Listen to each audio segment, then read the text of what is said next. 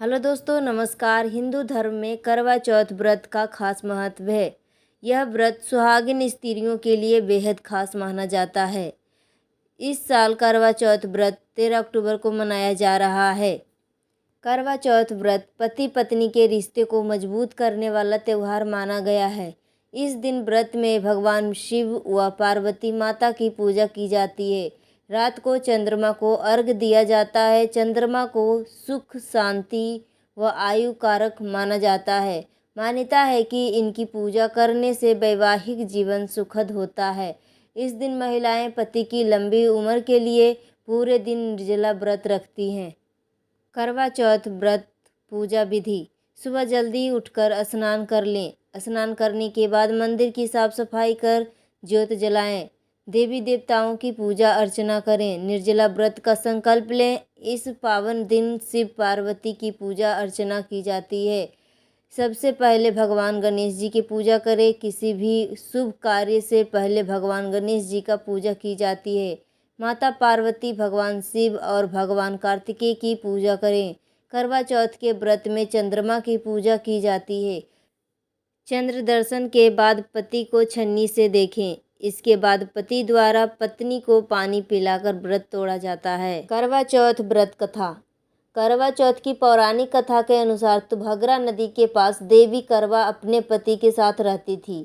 एक दिन उनके पति नदी में स्नान करने गए थे तो वहां उन्हें एक मगरमच्छ ने उनका पैर पकड़ लिया और नदी में खींचने लगा। करवा के पति उन्हें पुकारने लगे। आवाज़ सुनकर जैसे ही करवा दौड़कर नदी के पास पहुंची तो उन्हें देखा कि मगरमच्छ उनके पति के मुंह में पकड़कर नदी में ले जा रहा था। यह देखकर तुरंत करवा एक कच्चा धागा लिया और मगरमच्छ को एक पेड़ से बांध दिया।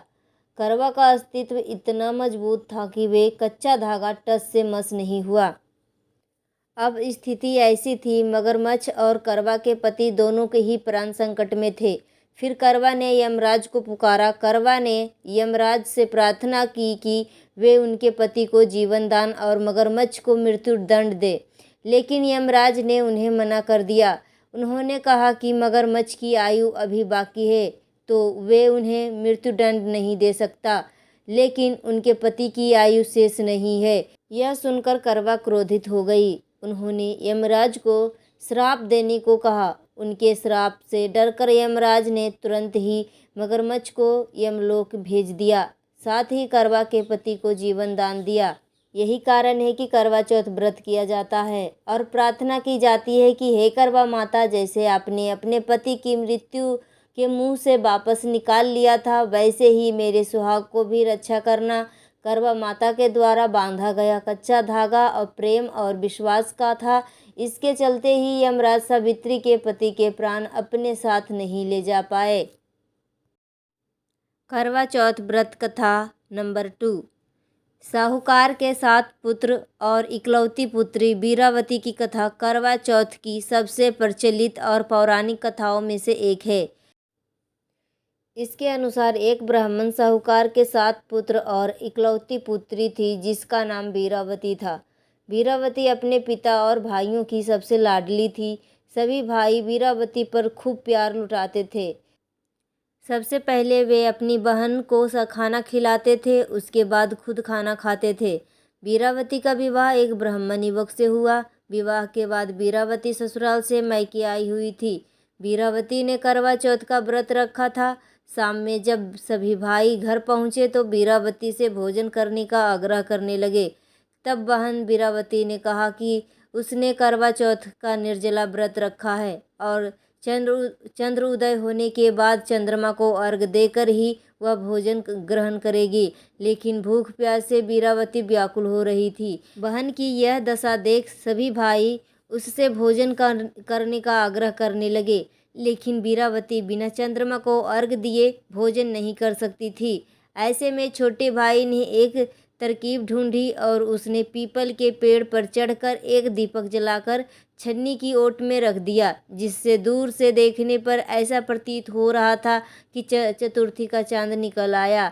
भाई ने बीरावती से कहा, देखो चांद निकल आया, अब तुम जाकर चंद्रमा को अर्घ देकर भोजन ग्रहण कर लो। बहन भी खुशी खुशी चंद्रमा को अर्घ देने के बाद भोजन करने के लिए बैठ गई। लेकिन जैसे ही उसने भोजन का पहला टुकड़ा मुंह में डाला, उसे छींक आ गई। दूसरा टुकड़ा मुंह में डाला तो बाल निकल आया, और जैसे ही भोजन का तीसरा टुकड़ा मुंह में डालने लगी तो तभी उसके ससुराल से पति की मृत्यु का समाचार आ गया। वीरावती की भाभियों ने उसकी दशा देखकर उसे भाई की सारी सच्चाई बताते हुए कहा कि गलत तरीके से करवा चौथ का व्रत खोलने के कारण देवता उनसे नाराज हो गए। जब वीरावती को सच्चाई का पता चला तो उसने निश्चय किया कि वे अपने पति का अंतिम संस्कार नहीं होने देगी और अपने पति को पुनर्जीवित कराकर रहेगी। वीरावती पूरे 1 साल तक अपने पति के शव के पास बैठी रही और उसकी देखभाल करती रही। करवा चौथ के दिन इंद्रदेव की पत्नी इंद्राणी धरती पर आई। वीरावती उनके पास गई और उनसे पति की रक्षा करने के लिए प्रार्थना की। तब देवी इंद्राणी ने वीरावती को श्रद्धा और विधि विधान से करवा चौथ का व्रत करने के लिए कहा। वीरावती ने अगले साल करवा चौथ आने का इंतजार किया और उसने फिर से पूरी श्रद्धा के साथ करवा चौथ का व्रत रखा। उसकी पूजा और भक्ति से भगवान प्रसन्न हुए और उन्होंने वीरावती को अखंड सौभाग्यवती भव आशीर्वाद दिया और उसके पति के प्राण वापस कर दिए। जोर से बोलिए करवा माता की जय। मित्रों, आज के लिए इतना ही। मिलती हूँ नेक्स्ट वीडियो में। धन्यवाद।